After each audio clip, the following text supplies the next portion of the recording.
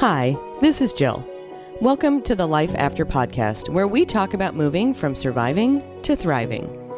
This podcast is for anyone who wants to learn, grow, to get tips and tricks about how to inspire you to become the person you want to be, and get clarity about exactly what you want in life. This is also the place to be if you want to be lifted up and encouraged to go out and do great work in the world. What has happened in your past does not have to define who you are today or who you become in the future. And in fact, what has happened to you in the past should, can, and will shape who you want to be. This podcast is also about bringing people together. It's about connecting all of you, helping you identify where you are in your process. What do you need to feel more engaged and alive in your life? More connected to the people in your circle?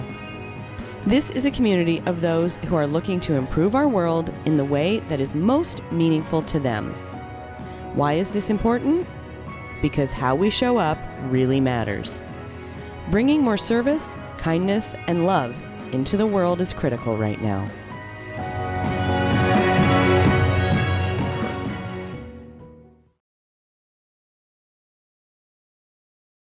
As I was looking up quotes for this episode, I realized how easy it is to seem jaded and cynical when it comes to narcissists. I'm hoping that our episode today sheds some light on why. Today's quotes are, "A narcissist's main aim in life is to take as much as they can whilst giving away as little as possible." That comes from narcissisms.com. "Narcissists provoke you until you eventually react, then blame you for your reaction." Again, from narcissisms.com. "Take a step back and pay attention to what your narcissist is accusing you of. That's the closest thing to a confession you'll ever get from them." By Hayley Runnels. "When a narcissist has lost control over you, they try to control how others see you." By Blaekway. "Never defend yourself to a narcissist. They already know you're right. They just want you to go crazy trying to prove it." From backbonepower.com. And finally, this last quote comes from Unknown. It is, "The best way to win with a narcissist is not to play." In this episode, we are going to continue our talk from episode 2 on narcissists. In that episode, we talked about 5 questions you can ask yourself to figure out if you are in a relationship with a narcissist. In today's episode, we are going to focus on the reality of leaving a relationship with a narcissist. I want to do a trigger warning before we get started. I use the word crazy a lot in this episode. That's on purpose and by no means intended to offend anyone. It's because you actually feel crazy inside. The gaslighting you are or have experienced makes you feel crazy. Remember, everything is a show to the narcissist, and they will do anything to win. And especially once you are trying to get out of a relationship with your narcissist, in addition to continuing to try to convince you that you're crazy, they shift their energy to make it look to the outside world like you're crazy in order to win at any cost. You are not crazy. The situation is. Before we jump in, I want to be really clear, because so often you feel like the crazy one. And that's the narcissist's intent, to make you look crazy, mean, abusive, out of control. That's a big piece of the gaslighting, not only to make you question yourself, but for others to question you. Your narcissist thrives on it. So when you try to explain what's really happening, you can look really paranoid or crazy. It's an impossible position to be in. Also, it's so important that we talk about this, There can be a lot of shame involved when healing from a narcissistic relationship. You can feel so silly, stupid, really. Why didn't you see the signs? How did you end up in this situation? Why did you let it go on for so long? And then there is the embarrassment that comes from the narcissist intentionally airing lies about you in an attempt to win. This topic still triggers me. Frankly, I feel that paranoia about appearing crazy when trying to explain the experience of being in a relationship with a narcissist. The more we share and educate those that haven't been in this situation, the better it becomes for us and our children. Our legal and family court systems are not equipped to identify or handle extreme narcissists, so they don't identify them accurately or quickly, and that causes huge repercussions. It sometimes takes a long time to figure out that you're in a relationship with a narcissist. And if you're a little slow on the uptake, like I was, it actually took one of my closest friends saying something to me about my ex once he left. I had never heard the term narcissist before that and didn't understand at all what having a narcissist in your life meant. That started me on a years-long journey, both of learning all about narcissists as well as dealing with my own, going through an incredibly long, protracted, and expensive divorce. Some of my knowledge is book learned. A lot of it is from lived experience. So while I'm not what I would consider an expert on narcissists, I do feel pretty knowledgeable, unfortunately. Know that when you're trying to extricate yourself from a relationship with a narcissist, there is an absence of peace in your life. And one thing I found was your narcissist wants, they expect really, everything to be exactly that way for you to have no peace in your life. They want you to be stressed and feel unbalanced. What you want is irrelevant and certainly not allowed. So they will challenge any peace you might have to push you back to their status quo. Now, one of the things I've heard people say again and again to me, and about others is wondering constantly why I couldn't just get along with my narcissist. One of the things that we're going to talk about today is to help really, hopefully, have people understand that when you are actively in conflict with a narcissist, there is no getting along. There is completely and totally 100% doing everything the narcissist wants, or there is conflict and misery and persecution. I don't know who this episode is more important for. The person that has never been in a significant relationship with a narcissist, or the person that's in one right now. Because if you've never had this experience, learning about what it's like will give you more understanding and patience, and will encourage you to look a little deeper and ask more questions. Is there more going on in this situation than just your family or friend seeming like they're kind of crazy? I've been following Tina Swithin for many years. She started One Mom's Battle in the early stages of her divorce with a narcissist.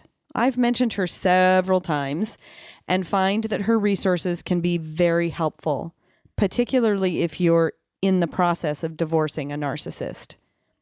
A few years back, she introduced the 8 ways a narcissist can inflict on a person post-separation, and it's called post-separation abuse.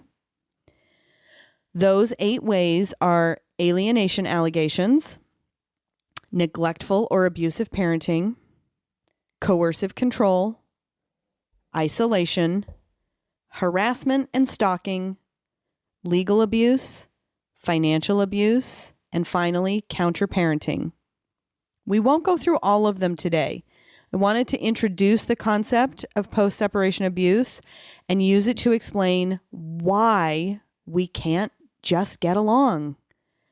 The more people understand what's happening behind closed doors, the more kindness and care they can give someone going through this impossible situation, even when they don't understand the why of it.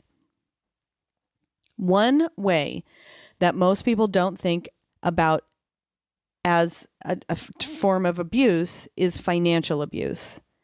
A lot of financial abuse can occur during your relationship with your narcissist, where they control the household funds, spend large sums of money, and then hide or lie about it, make you feel as if you're the problem around why there isn't enough money when you question them on why the budget doesn't add up. However, financial abuse looks a little different during post-separation. The narcissist will often block access to bank accounts and other financial resources. They can interfere with you trying to get work and then accuse you of being unwilling to contribute financially. Keeping you tied up in a legal fight to drain your financial resources is another tactic of the narcissist. The biggest way your narcissist abuses you through finances is controlling support, not paying the correct amount of child and or spousal support, not paying it on time, refusing to reimburse you for legitimate expenses for the kids.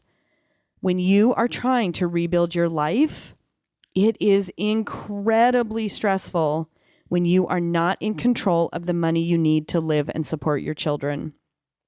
And the narcissist knows that this is a way that forces you to keep playing their game. I would say the most straightforward way to address this is to find the resources in your state that, when possible, will help you garnish the support funds. It is one solid way you can extricate yourself from the narcissist's game and still have access to the resources from the narcissist. A second post-separation abuse often endured is legal abuse. Unfortunately, in most places, the legal system is based upon fairness. At least it was in LA County. And so everybody being treated fairly was the most important thing. And that hasn't changed how they view what is considered domestic issues. So they don't look at it from a different lens when there might be something else going on.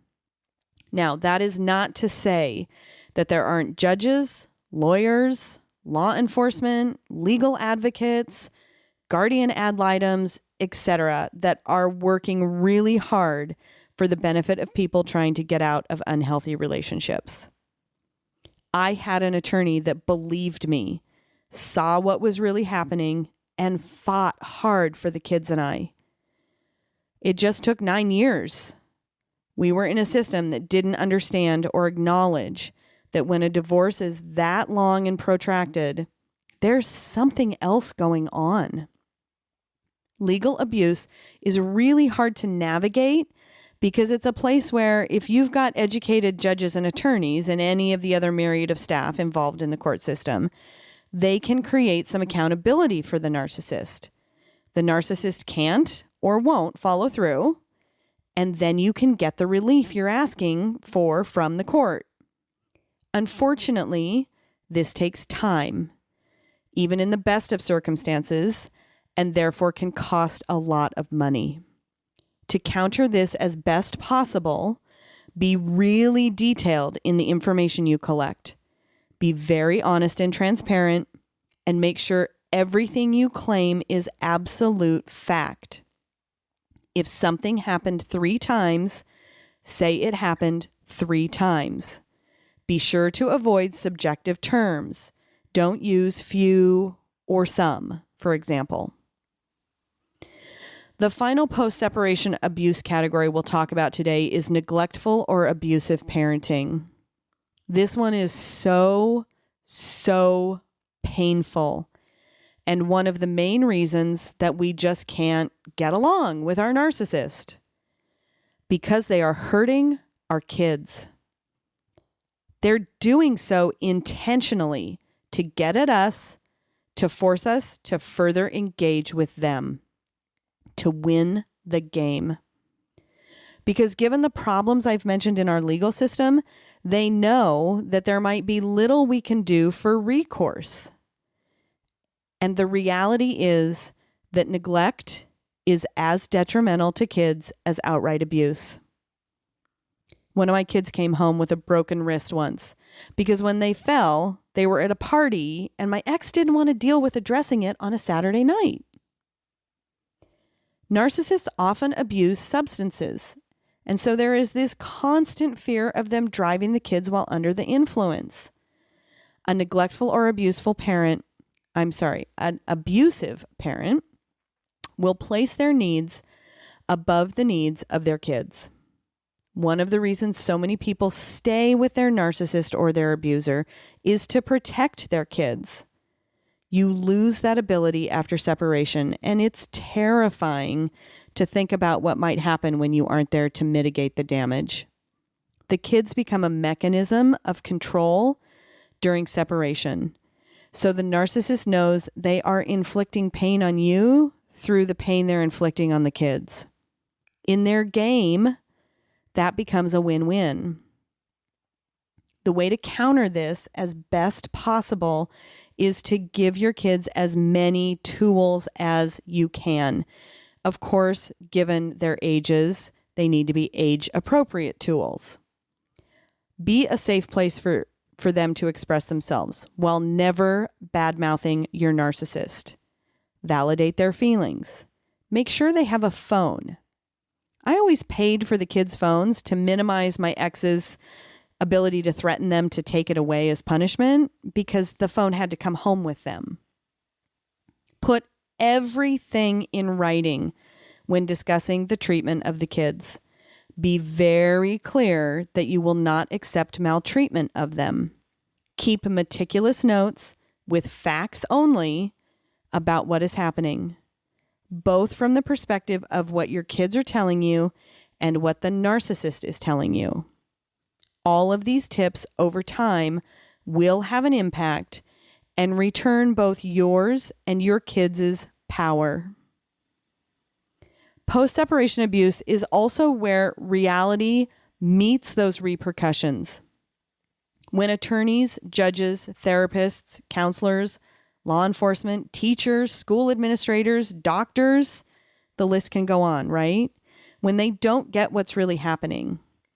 The repercussions are especially bad for the children that are caught in the middle. Sometimes they love their narcissistic parent and are often terrified of them. And as the functioning parent during this separation period, you are no longer able to insulate and therefore protect your kids like you were when you were still married before the separation. This is such a scary place to be when trying to leave a relationship with a narcissist. You become indebted to the people who saw what you were experiencing and lent you a hand. I will be forever grateful to those who did that for me, who saw me and helped me in large or small ways. And I'm working really hard to be that for all of you. Remember, earlier I mentioned how you can start to feel paranoid when trying to explain your behavior to someone. It turns out that behavior will eventually serve you. It's one of the signs you'll feel and will more easily identify that you know you are dealing with a narcissist. There are all different types of narcissists, and narcissistic behavior has a range. And frankly, we all have a little bit of narcissist in us.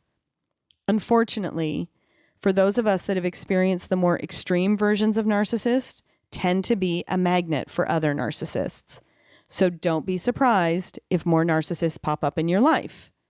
The good news is that when you are paying attention, you'll start to see who they are and identify their behaviors earlier and earlier.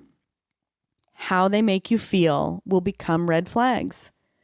Then you are able to decide how much involvement you want, and you learn to be aware and in charge of your own narrative more easily. I know I always have tips and tricks in each episode, and I tried to give you a little bit of of that with the post-separation abuse categories we talked about. I always want to be focused on how to help. In this episode, more than anything, I want you to come away knowing that there is hope. You will regain your peace. I've already provided so many tips and tricks and strategies for how to get through this when you're struggling. So go back and revisit one of the several Facebook Lives about strategies for dealing with your narcissist. You can start referring to the content I've started doing on TikTok. TikTok and Instagram will be where I'm starting to build content going forward. This podcast is designed to support you in shifting your mindset and moving through adversity with more ease. Also, I'll be doing a couple more episodes this season specifically regarding narcissists. Finally, I'm just at the beginning stages of creating a course about how to deal with, and more importantly, heal from, your narcissist. Let me know if you're interested in learning more. You can always email me through my website at locatecoaching.com. I'm always here to help. Please reach out to me if you would like some additional support, would like me to come speak to your organization or school, would like to be a guest on the show. There's a link in the show notes for how to reach me, or go to my website at locatecoaching.com. Thank you so much for taking the time to listen to today's episode on narcissists. Remember, the more we share about our experience with our narcissist, the more we can educate others on the reality of what happens when you're trying to move on and heal. We need a community for this. Honest, transparent dialogue will build that community.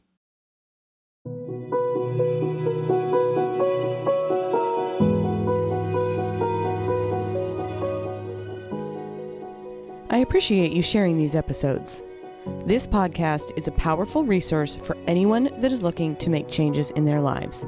So please, please, please help me grow by sharing, liking, and subscribing. There will be new episodes on the second and fourth Wednesday every month. I promise that every episode I'm going to show up and help support you in your individual journey. I hope you have a fantastic day, and I'll see you soon.